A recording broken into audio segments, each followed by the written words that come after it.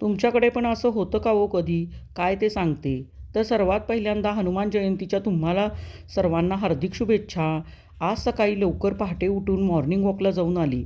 त्यानंतर छोटी अशी छान रांगोळी काढून घेतली व अंघोळ करून देवपूजा करून घेतली व स्वयंपाकही छान सगळा संपूर्ण बनवून तयार झाला आणि आज लवकर आवरल्यामुळं म्हटलं चला घरातलं आवरायला घ्यावं, अजून ऑफिसला जायला वेळ आहे.